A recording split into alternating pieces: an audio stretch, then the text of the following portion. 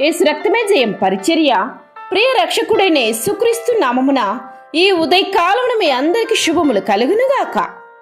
వారు నీతో యుద్ధము చేతురు గాని నిన్ను విడిపించుటకు నేను నీకు తోడయున్నందున వారు నీపైన విజయము పొందజాలరు, ఇదే యెహోవా వాక్కు అని దేవుడు సెలవిస్తున్నారు.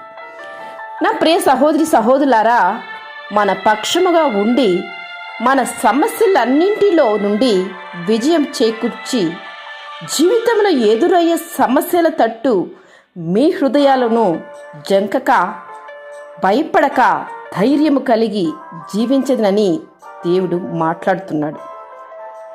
మనలను భయపెట్టే బెదిరించే తరిమే ఎన్నో సమస్యలు మన చుట్టూ తిరుగుతూనే ఉంటాయి. అట్టి పరిస్థితుల్లో మనం ఆ సమస్యలకు భయపడక అధైర్యపడక సహనాన్ని కోల్పోక మన తండ్రి అయిన దేవునితో మన సమస్యలన్నింటినీ పరిపూర్ణమైన నమ్మకముతో విన్నవించుకోగలిగితే మన తరపున దేవుడు యుద్ధం చేస్తాడు, మనకు విజయం అందిస్తాడు.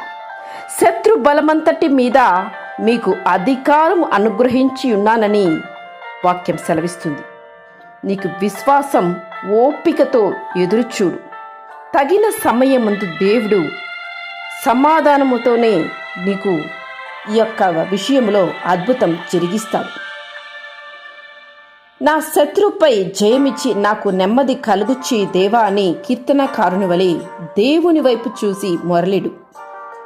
నన్ను సిగ్గుపడనీయక నన్ను తరుము వారిని సిగ్గుపరచుము దేవా అని దేవునితో విన్నవించుకో.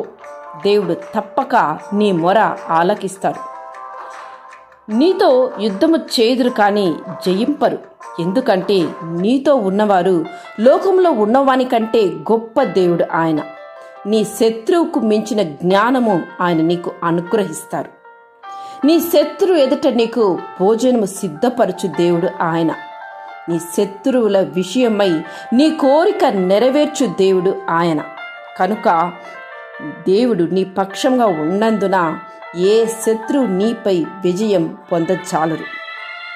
కనుక నీతో ఉన్న దేవుని యొక్క బలమును ఆశ్రయించి నీవు ధైర్యముతో ఉండు. నన్ను చుట్టుముట్టి ఉన్న నా శత్రువు కంటే ఎత్తుగా నా తల ఎత్తబడును అని విశ్వాసముతో నీవు పలకగలిగినప్పుడు, దేవుని వైపు నీవు చూసినప్పుడు, విశ్వాసపు వాక్యంలో నీలో నుంచి ఎప్పుడు అవుతుందో అప్పుడే దేవుని కార్యమును నువ్వు చూడగలుగుతావు. ఆమేన్. యేసు రక్తమే జయం పరిచర్యలో మీ సహోదరి. God bless you.